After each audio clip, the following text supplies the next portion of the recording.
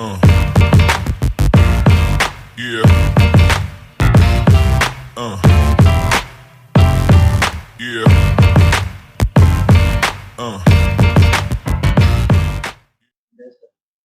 Olá, muito bem-vindo a este nosso espaço de conversa. Hoje vamos conversar com o reverendo Isaac Simeão Manjate. Antes de começarmos a nossa conversa, questiono assim, pastor, queria dizer pastor Simeão, mas vamos perceber o que é que eu queria dizer, cometer este erro. Pastor Isaac, muito bem-vindo, está muito bem disposto para esta nossa conversa.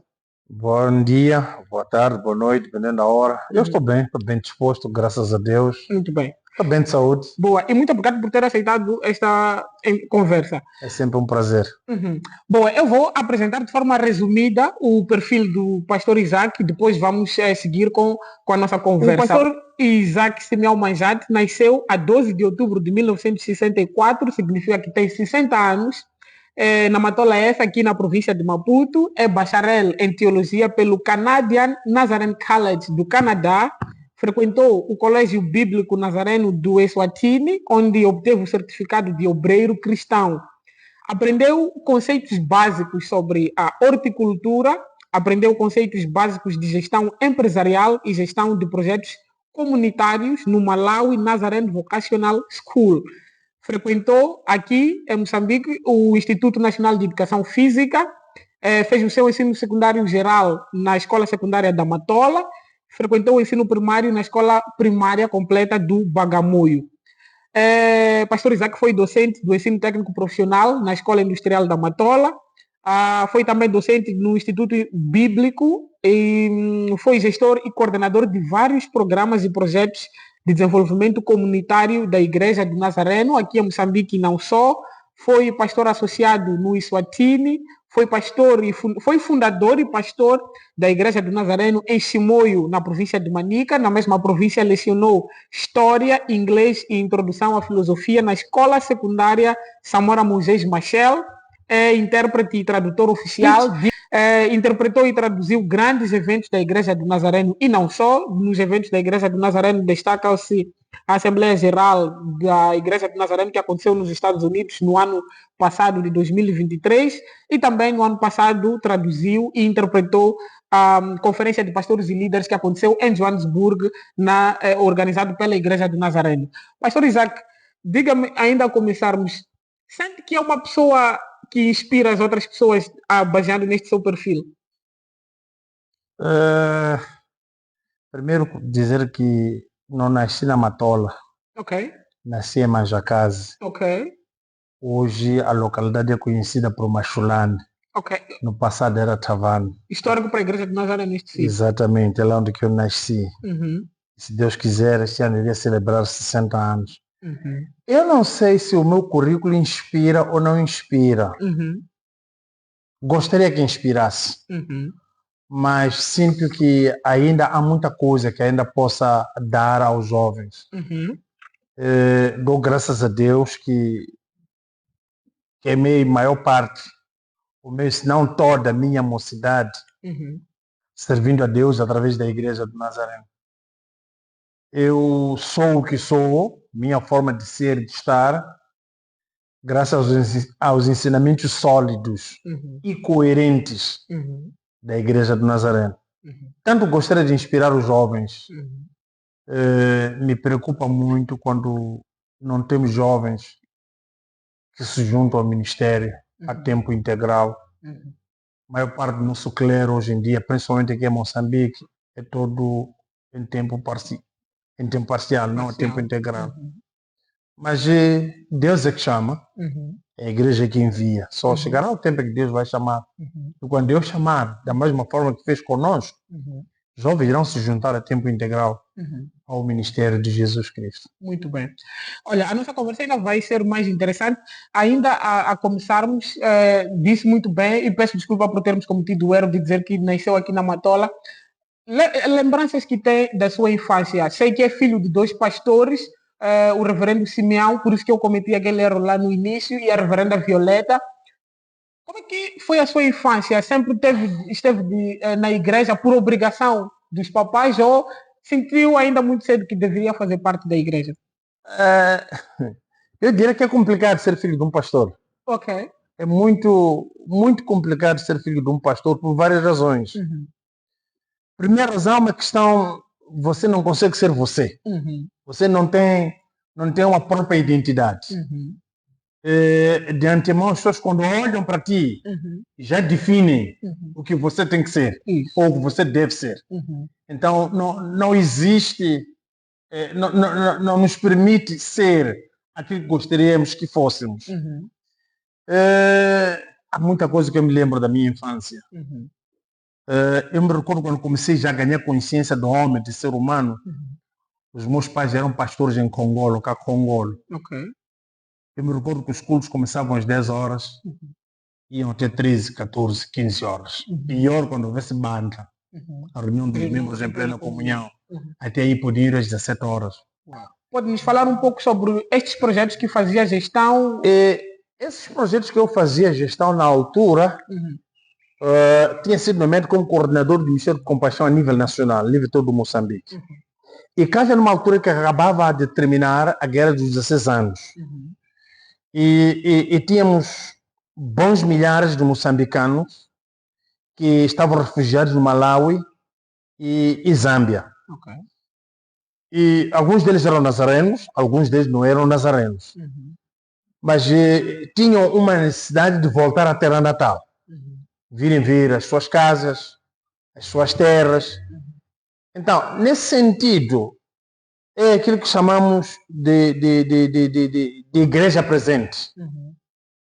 A igreja, através do Ministério de Compaixão, achou melhor ir ao encontro dessas pessoas. Porque a igreja nazarena, no seu método de evangelismo, usa método holístico. Não só olhamos para a alma, mas também olhamos para o bem-estar social e econômico da pessoa. A razão pela qual, logo nos primórdios dias da Igreja de Nazareno, institucionalizou-se a parte humanitária, que é o Ministério Nazareno de Compaixão, que tem o mesmo peso como DNI, MNI, JNI, evangelismo, tem os mesmos níveis e consideração.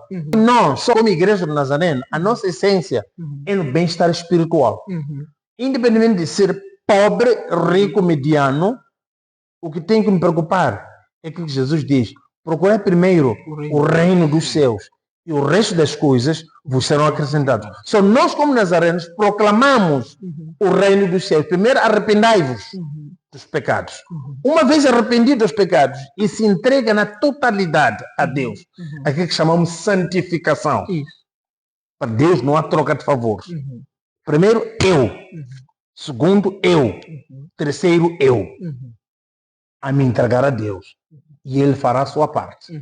Eu como filho do pastor, meu pai nunca trabalhou em nenhum patrão. Nunca teve... o tempo inteiro a trabalhar para a igreja. Tempo inteiro a trabalhar para a igreja. Não trabalhou para nenhuma instituição, nem o quê. Não trabalhou até ele perder a vida. Ele apenas trabalhou para a igreja. Serviu a igreja toda a vida dele. Até quando entrou na escola bíblica, não tinha idade. Não tinha idade por ser ainda muito novo. Perdeu os seus pais, que são meus avós, que também, felizmente, eram pastores na igreja de Nazaré.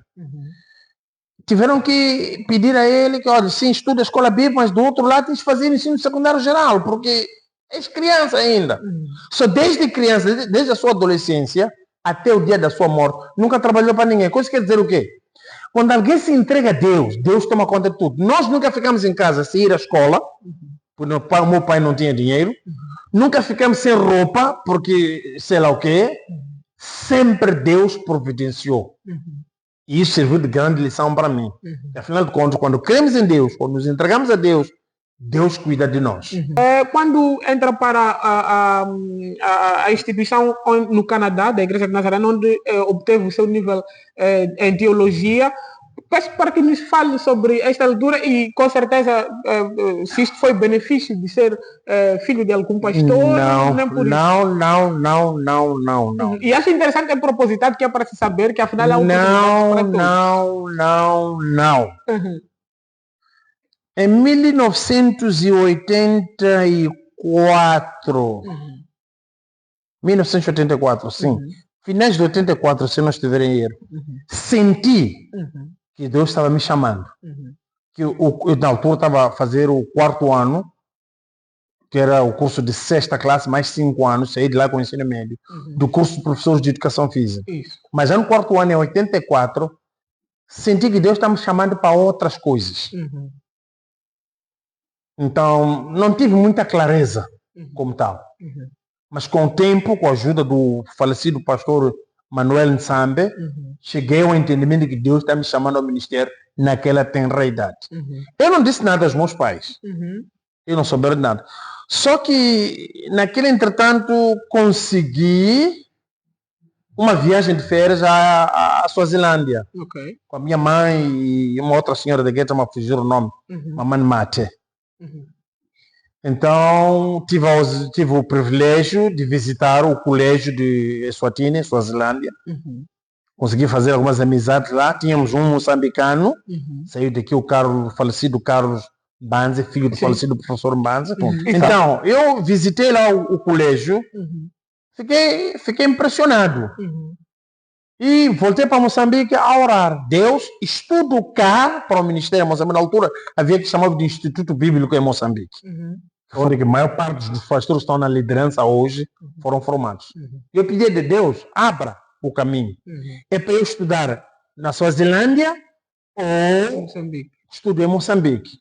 No entanto, havia alguns entretantos. Eu estava sendo financiado os estudos pelo Estado moçambicano. Então, era obrigatório concluir o curso de professores, receber a nomeação e dar aulas onde o Estado achasse que devia dar aulas. E tinha um outro pormenor também. Eu ainda estava em idade militar. E na altura não se podia sair do país antes de cumprir o serviço militar. Lembra-se que ainda estávamos em estado de guerra, dos 16 anos.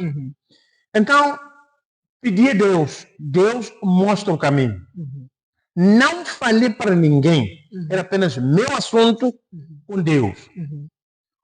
Um belo dia, inspirei-me, fiz um requerimento à ministra da Educação, na altura a doutora Graça Machel. Identifiquei-me e no conteúdo do requerimento eu disse que, sentindo-se chamado para o ministério cristão a tempo inteiro, venho por este meio rogar a Vossa Excelência se digne-me dispensar para uma formação superior no reino da Suazilândia, pelo que pede diferimento. Normalmente os requerimentos já levavam 30 dias, mas em menos de uma semana tive uma resposta positiva que dizia autorizado e que no fim da formação volte para Moçambique. Porque naquela altura havia aquele problema de fuga de mentes. As pessoas iam para fora para se formarem e não voltavam para Moçambique. Fez questão de pôr essa observação. E que no fim da formação volte para Moçambique. Esse foi o grande passo dado, que já tenho a autorização do Estado moçambicano. Mas havia um entretanto, para pedir passaporte, tinha que ter o documento de autorização do Ministério da Defesa. E eu tinha sido recrutado antes para ir ao Exército. Mas a escola onde eu estava, o centro de formação de professores onde eu estava, pediram um adiamento. Que eu não podia sair antes de concluir o curso de professores. Fiz um requerimento para o chefe de recrutamento como é que se diz? Não, fiz documento para o Estado-Maior General, mas tinha que dar a entrada aqui, no centro de recrutamento. E anexei a cópia do despacho de Sua Excelência, a Ministra da Educação, Graça Machel. Anexei naquele documento pedindo a emissão de um passaporte de estudante. Então, nisso, passaram os dias, me chamaram, ou não fui para lá saber a resposta, não, a sua resposta vai para aí no Estado-Maior General, na Avenida 24 de Julho. Fui para lá. Quando chego, apanho já o documento pronto. A dar o aval que pode se formar. Então, peguei aquele documento, o despacho de Sua Excelência, a Ministra da Educação, juntei, meti o requerimento a pedir o passaporte. E nessa altura que já abro o jogo com os meus pais, abro o jogo já com a própria instituição do outro lado, que já tenho. Eles me disseram, para você vir estudar aqui, tem que vir legal. Porque poder passar a fronteira e ir lá, ou ir de qualquer maneira. Poder lá ir. Mas eles disseram que não. Não pode. Então, já contatei a escola, houve correspondência, preenchi os formulários, e tudo isso aí, e pronto. Exatamente no dia 3 de janeiro de 1986. Eu estava a atravessar a fronteira para ir lá ficar umas 2, 3 semanas a tentar aprender a língua. Porque nem inglês falava na altura. Nem inglês falava na altura.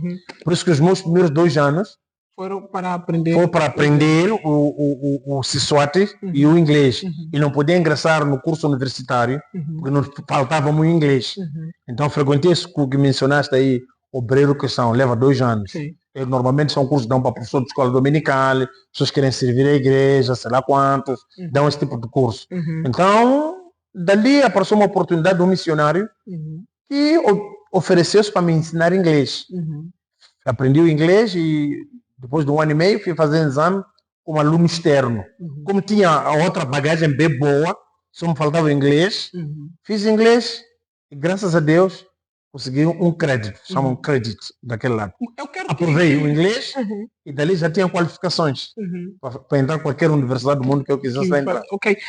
Quero que fale sobre o momento em que depois falou com os seus pais, depois de ter lhes escondido, vamos assim dizer, que pretendia emigrar para o Reino do Eswatini para aprender a teologia. Bem, eu tenho é um defeito para muitos, mas para mim é uma virtude. Para mim as coisas antes de amadurecer não partilho com ninguém. Porque alguns por inveja vão desencorajar, porque vão dizer isto e aquilo. Será? Eu quando estou convicto que isto está certo, eu não partilho. Vou à luta até atingir a meta que aconteceu. Quando lhes falei, eles admiraram como eu havia conseguido os documentos, expliquei. Disseram, pá, seja feita a vontade de Deus. Se é isso que você fez, e já estás neste estágio de preparação para ir, isso quer dizer que isto tem uma mão divina. Não somos nós que vamos travar. Só me fizeram recordar uma coisa. Recorda-se, um tempo atrás você queria desistir de estudar. Esse me recordo. E agora, só digo obrigado por terem me dado porrada e dizer que vá à escola. Se eu tivesse desistido, se calhar não conseguia aquela oportunidade. Não seria nada. Ora, separando aqui as águas, frequentou o colégio bíblico no Eswatini, mas também obteve o bacharelado em teologia pelo Canadian Nazarene College.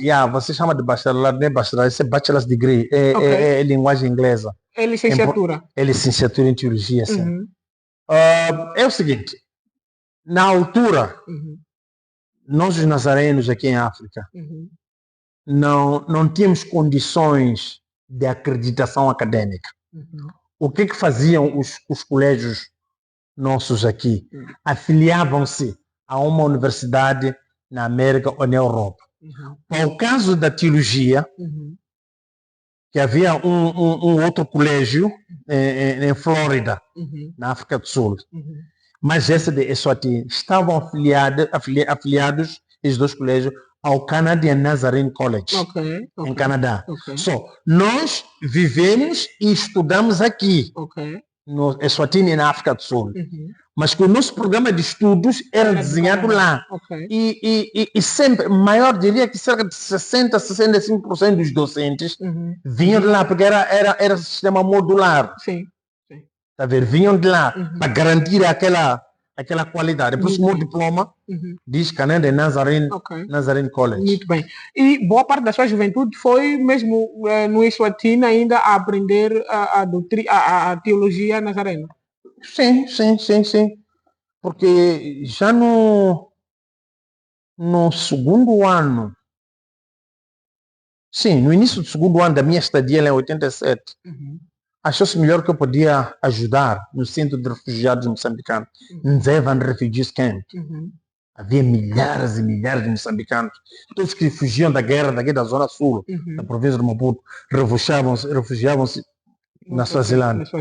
Então houve uma necessidade de eu assessorar, ajudar lá. Então daí que começamos com o trabalho de missão de compaixão junto às crianças. Onde aos sábados levava alguns alunos do seminário, do colégio, íamos lá e eu ficava por lá, os cultos, ajudava a traduzir de Siswati para Xangana, para a maior parte da congregação era Xangana e o pastor era Swazi. Muito bem. Isso aí no começo a minha primeira experiência de tradutor intérprete. E ainda na Suazilândia acaba chegando a pastor associado. Sim. Isso foi em 2 igrejas? Sim, 2 igrejas diferentes. 2 igrejas completamente antagônicas, diria assim. Ok. A primeira experiência, diria que é a igreja mais pobre de todas. E a última era tida como a igreja mais rica, porque era a igreja, não diria branco, diria a igreja dos europeus. Era uma igreja de expressão inglesa. E é lindo que eu senti o prazer de ser um pastor. Tive sorte que apanhei um meu pastor sênior, era um pastor escocês, Tom Robinson. Ele ainda está em vida, ainda comunicamos. E ele me ensinou muita coisa. Ensinou-me forma de ser, estar, acolheu-me como seu próprio discípulo. Me sentia como seu Timóteo. Neste caso, Ele aprendi era muita coisa. Paulo. Sim. Ele mesmo cultivou em mim o verdadeiro sentido de uma adoração. Num culto de adoração de manhã. Ele me dizia, Isaac, se um dia saíres da igreja, terminar o culto, e perceberes que a congregação não sentiu a adoração, não fez a adoração que devia fazer a Deus, tens que jejuar e orar. Não fizeste o seu trabalho. Porque lá em cima, no púlpito, apenas sou líder, não sou comandante. Lidera a congregação na adoração. É por isso que a adoração tem que ser inclusiva, não exclusiva. A congregação tem que estar mais ativa do que as pessoas estão ali estão a liderar apenas. A congregação não pode ser concebida como espectador de um jogo de futebol. Não. Fazem parte integrante da adoração. Porque é na adoração onde espelhamos aquilo que nós somos. É na adoração que espelhamos o nosso verdadeiro ser para com Deus. Manifestamos a nossa gratidão a Deus. Manifestamos os nossos pedidos, os nossos anseios. É na adoração. Vamos monitorando o nosso tempo para conseguirmos ter a nossa conversa de forma mais completa. Queria saber de si algum momento de pico que não consegue se esquecer da sua juventude, porque nós queremos nos motivar, nós jovens. Sei que teve o seu Paulo na qualidade de Timóteo lá que o pico da minha juventude foi na província de Manica, cidade de Chimoio. Onde fundou e foi pastor da igreja de Chimoio. Diria assim. Eu não diria que fui o fundador da igreja de Nazaré na província de Manica, não. Seria um erro grave eu dizer isso.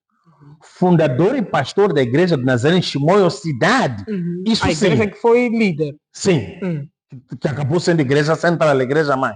Haviam alguns ministérios, aqui chamamos de igrejas apadrinhadas hoje.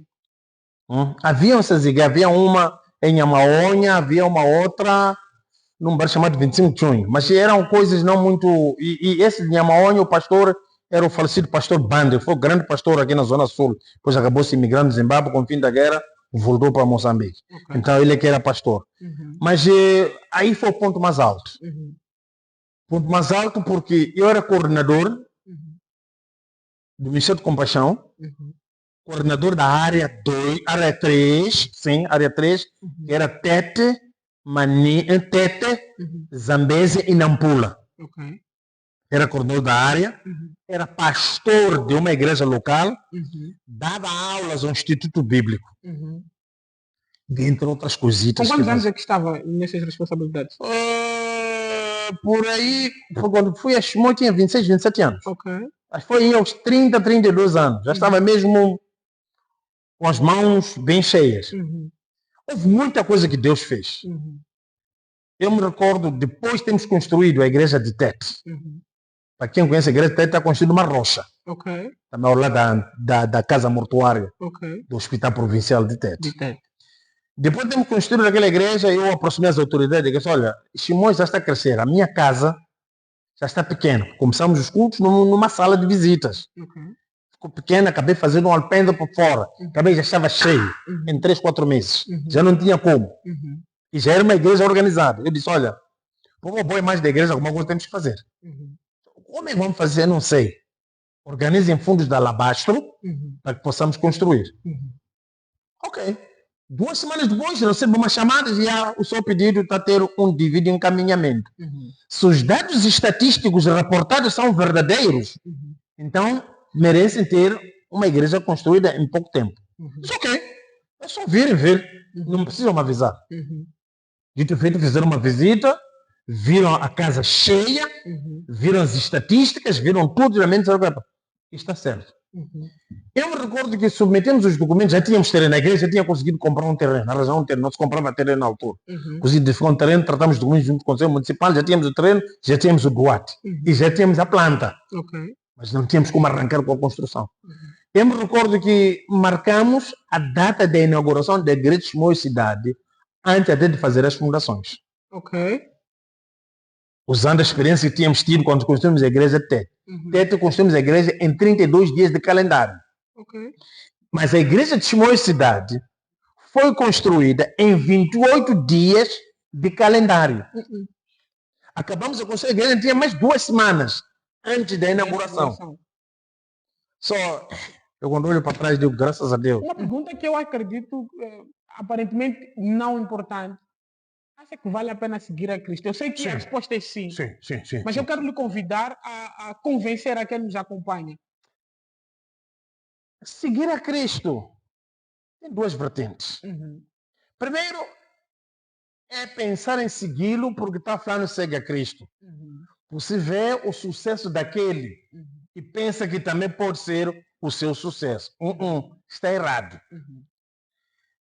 Siga a Cristo à sua maneira, ao seu estilo, ao seu ser, da forma como tu és. Porque não existe um padrão de como deve seguir a Cristo. Não quero pôr em causa a doutrina aqui, não é isso. Mas aí. Cada um poderá ter a sua experiência. Cada qual deve ter a sua experiência. A forma como Deus salvou o Paulo. O Paulo era tido o inimigo da cruz. The enemy of the cross. Por quê? Porque na altura era Saulo. E ele torturava e matava cristãos. Mas acabando de Damasco, ele encontrou-se com Deus e foi transformado. E da pancada, através do raio que ele teve, até perdeu a vista. Paulo era cego. Muita gente não sabe disso. Paulo era cego. Todas as 3 epístolas por ele escritas não são da mão dele, é de um escrivão que ele tinha. Ele, inspirado, ditava o escrivão, um escrivão escrevia. Paulo era cego. Numa das suas epístolas fala de que Deus, mesmo este pico, esta espinha que tenho, a sua graça ela me bate. Qual era essa espinha? Era só cegueira. De não poder servir a Deus vendo aquilo que ele estava fazendo. Tudo era imaginação. Só que ele era uma grande espinha na vida dele. Só seguir a Cristo requer, em primeiro plano, uma entrega total, não parcial. Se você faz uma entrega parcial, significa dupla administração. E onde é dupla administração, a pessoa vai onde sente ter vantagem naquele momento. E em algum momento, você pensa que domingo, eu estou mal, eu não tenho emprego, adira à igreja. Uma vez com o emprego na mão, eu não tenho emprego, vai ao curandeiro. Então, há uma dupla administração aí. E há uma dupla submissão. Aí as coisas não andam. Se entrega-se a Cristo, tem que se entregar todo você, todo ser, todo eu. Tem que entregar a Deus. Aí sim as coisas vão andar. E vale a pena. E vale a pena. E no seu caso, pelo que percebemos, entregou-se totalmente a Cristo. Totalmente. Mesmo até agora ainda estou de mãos abertas, de coração aberto. Cá estou em firme. Eu acho, eu devia fazer muito mais para a igreja do que estou a fazer neste momento. Mas um dia a oportunidade vai aparecer. A oportunidade vai chegar. Falamos já, estamos na reta final da nossa conversa. A Igreja de Nazareno defende muito a ideia da resolução holística que o próprio pastor referia-se lá no início. Percebo que se calhar não terá muito a nos dizer sobre o que fez, assim, diríamos, fora da igreja, mas queria saber da sua experiência fora da igreja, carreira profissional, esta gestão de projetos comunitários que aprendeu dentro da igreja. O mundo teve, quando digo mundo, no sentido, a ideia do secular beneficiou-se disso. A minha vida, diria que neste momento está em 3 capítulos. A minha carreira profissional. A primeira parte foi quando eu fazia quase tudo. Mas chegou uma dada altura que eu disse, nada, quero me concentrar em uma coisa. Quero ser pastor de uma igreja só. Já esses outros assuntos, Ministério de Compaixão, coordenador da área, também já haviam pessoas para fazer isso. E eu sempre tive a fé de fazer, de educar pessoas no sentido de fazer o seu próprio trabalho. Já haviam nativos capazes de pegar esses cargos e posições. Achei isso muito positivo. Dizer coisa, eu volto para Chimoio, saí de volto para Chimoio para ser pastor. Paralelamente ao ser pastor, eu era professor. Na escola secundária Samora Moisés Machel. Fico feliz por saber que há pessoas que foram bons alunos. Quero mencionar alguns. Não posso. Não posso. Alguns deles até são deputados. Assim. Há uma governadora, não vou dizer de que província é. Fui minha aluna de história de 9ª e 10ª classe. E mantém contato até hoje? Conversamos de vez em quando há oportunidade. Alguns estão na polícia, alguns tem enfermeiros. Há dias atrás, há uma semana atrás, alguém pensou em roubar os meus telefones do meu carro e conseguiu tirá-los. Então, na perseguição, acabamos apanhando. Quando encontro um dos jovens ali, disse que era professor. Ele me chama teacher. Eu disse, teacher, sim. Como é que eu estou? Você foi meu professor de história. Uau. 8ª e 9ª classe no Chimoio, na Samora Machel. Eu já não me lembro dele, mas ele ainda se lembra de mim. Eu acho que tive bons momentos na província de Manica. Tive bons momentos. E cá, na província de Maputo, também lecionou no Instituto Industrial e Comercial. Isso foi muito antes de ir à Suazilândia. Foi muito antes, ok. Muito, ainda era miúdo, criança ainda. Porque pela carência dos professores, bastava o diretor pedagógico ver alguma maturidade em si, você dava aula. Você recorda, nos tempos quando começou a Universidade Pedagógica, os alunos do 3º, 4º ano já davam aula aos alunos do 1º ano. Era um processo. Era a nossa realidade. Naquela altura. Quando teve alguns professores, já dava aulas. Olha, pastor Isaac, nós já estamos a terminar. Queria pedir para que deixasse ficar um conselho à juventude. Há que nós ouvirmos os mais velhos, claramente nós podemos aprender da literatura e vários outros, mas há conselhos que nós só vamos, há coisas que só vamos melhorar em nossas vidas se ouvirmos a voz da experiência. Eu diria aos jovens, neste momento, não se deixem levar pelas redes sociais. Cerca de 70% a 80% das coisas que correm nas redes sociais é fake news. O segundo aspecto, eu aconselho aos jovens a se concentrarem na sua formação. A formação, para mim, tem duas vertentes. A formação acadêmica e a formação da personalidade. Quem tu és. Porque mesmo que você seja um PhD, se não tem personalidade, não vai valer. Não serve. Não faz sentido termos um PhD que está a fumar suruma ali fora, envolvido em drogas. Não vale a pena termos um PhD que chega ao serviço 10 horas. Por quê? Porque essa pessoa não tem formalidade, não tem perfil. O meu maior conselho e anseio é que os jovens apostem muito na sua formação. Formação da personalidade e formação acadêmica. Essas duas coisas vão de mãos dadas. E ao se formarem, ficam a saber que a formação não é a garantia do emprego. A pessoa tem que se formar e a saber que daqui vou fazer isto para o meu próprio emprego. Fiquei feliz quando na altura introduziram a cadeira de empreendedorismo no ensino secundário geral, que é para a pessoa aprender a aplicar o seu conhecimento na prática. Nós somos cerca de 30 milhões de moçambicanos. Não há emprego para todos.